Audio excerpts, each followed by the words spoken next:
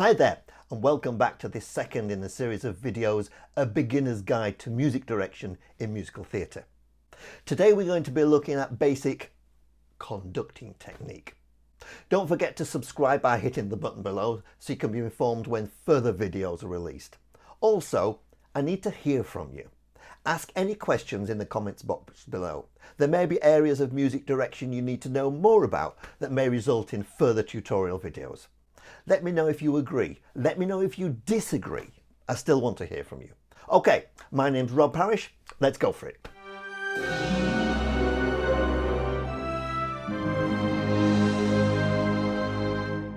Before we start, I think we need to establish what a conductor needs to achieve. Number one, he or she needs to connect with all performers. Whether that's the chorus on stage, whether it's a principal actor, whether it's a nervous singer, or whether it's the band and the orchestra, you need to have a connection. The way you're about to move your arms, the expressions you use, the way your upper body expresses the music is all part of your communication armoury. Ask what you need to achieve. Well, you need to dictate time, that may be obvious, but you also need to express the feel of the music. You need to support, encourage and inspire all those under your direction. Before going any further, and for those of you who are performers and have worked with a conductor that may not be as clear as some others, I want you to take a look at this film I found online.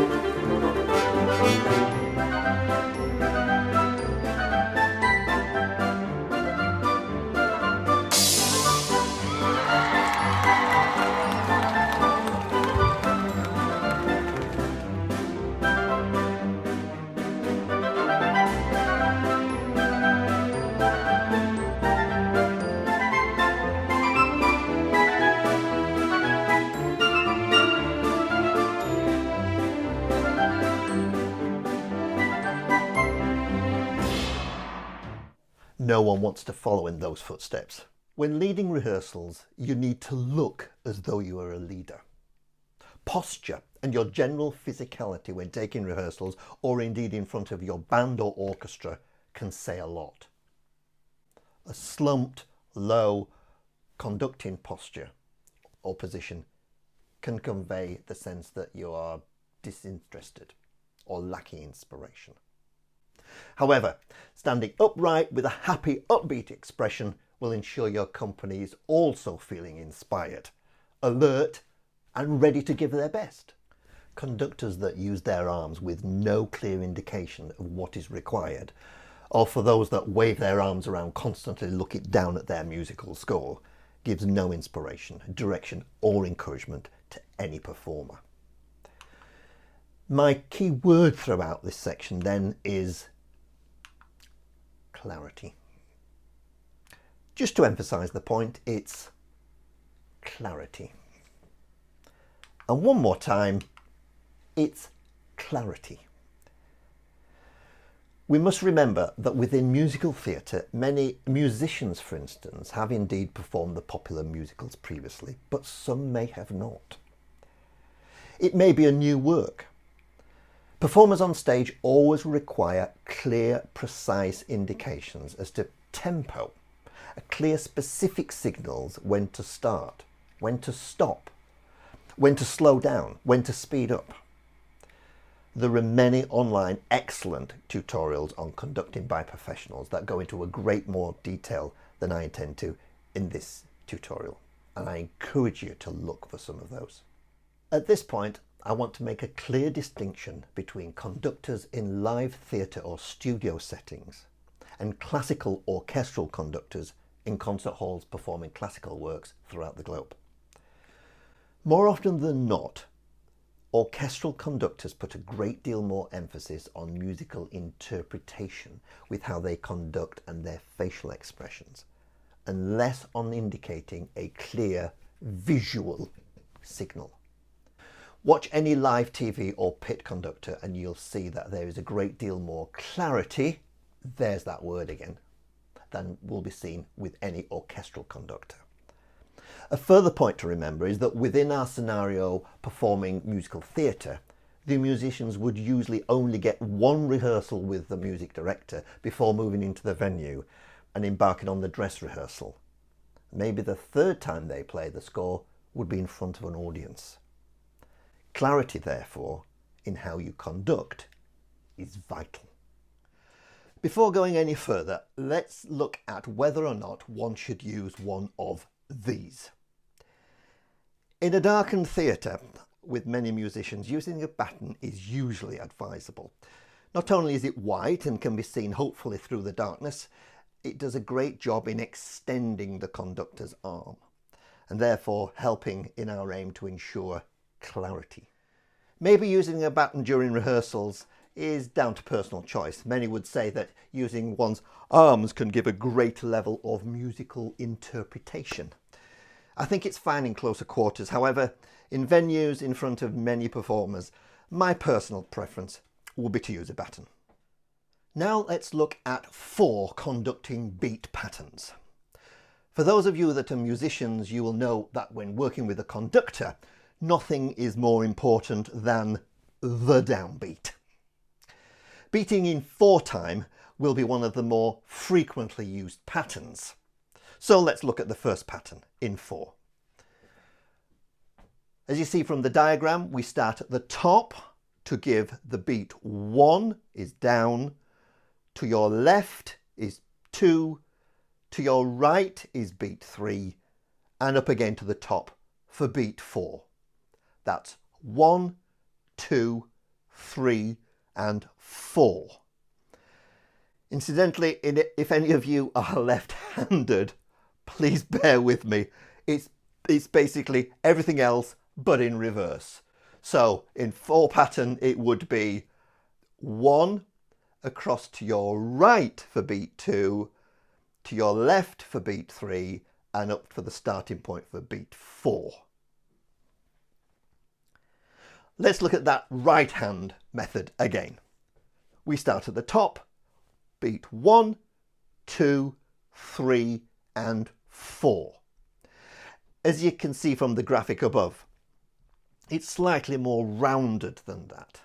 So it would be 1, 2, 3, 4. 1, 2, 3, 4. What you must be really careful of, and looking back at our keyword that is clarity, is making sure that beat 1 is the beat that really stands out. So if that 4 pattern becomes too flamboyant, beats 1, 2, 3 and 4 could look all the same. That's no good to anyone. 1, 2, that could be the 1, that could be the 1, that could be the 1. You take my point. So very clear, 1, 2, 3, 4, 1, 2, 3, 4. Let's look at the second pattern now. We're going to beat in 3. 1 is the same, and then we go out to the right for beat 2, and for beat 3, back to our starting point. So that's 1, 2, 3, 1, 2, 3. And again, when it has a little bit more fluidity, it would be 1, 2, 3, 1, 2, 3. At this point, I'll just mention what should one do with one's left hand for the right-handed conductors. Well, you could mirror. However, the left hand is usually used for all those other things. So, quiet, bringing up the volume, telling people to cut off the note, but we're not going to go into that level of detail in this tutorial.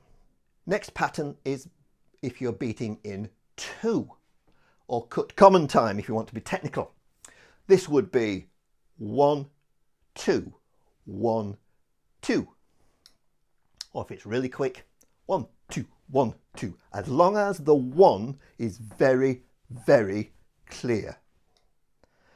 And finally, one could look at conducting in 1, used usually on a very fast 3/4 time, where it would be 1, 1, 1.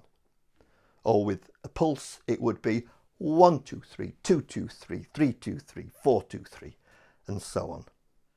Let's look now at the subject of accounting.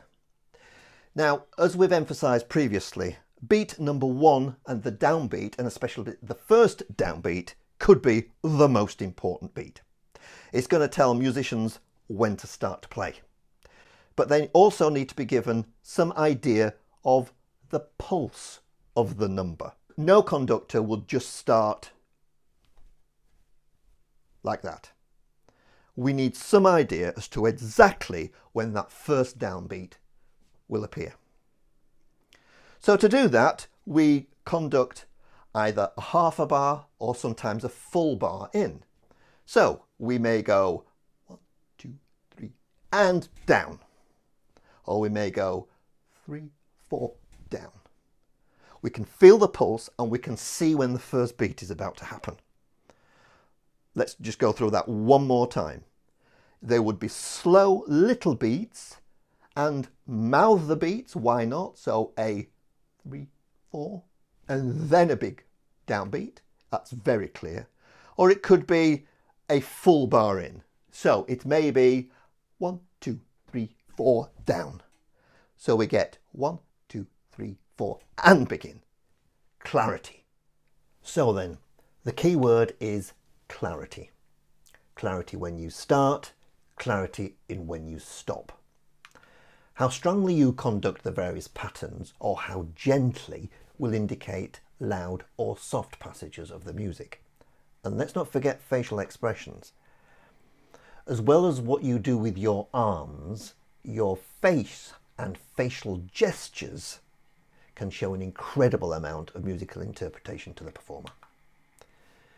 By using a combination of arms and face will give your performers, or should give your performers, the reassurance that you are effectively with them throughout their performance. To further emphasize the use of face as an indication as to what is required of a performer, I want to end this part of the tutorial by showing you another film I have found online. This is of a number of conductors in the final bars of Mahler's Symphony No. 2, A Resurrection. The clip shows many different levels of enthusiasm while conducting a full orchestra and choir. Watch out for Leonard Bernstein. How could anyone fail to feel the music and in doing so bring out the best in the performers? Enjoy.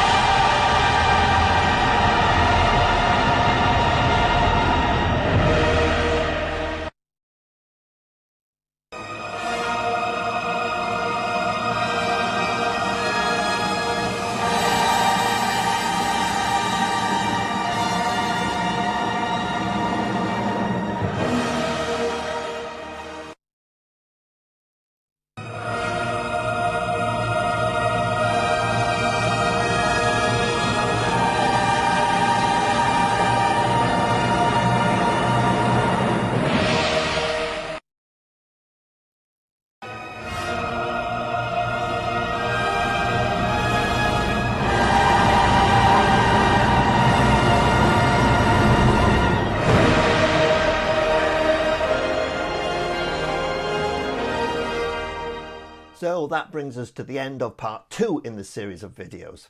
In the next video, we're going to be looking at marking up the score and those dreaded auditions, preparing for auditions, choosing audition pieces, and the process itself. I hope you'll join me then.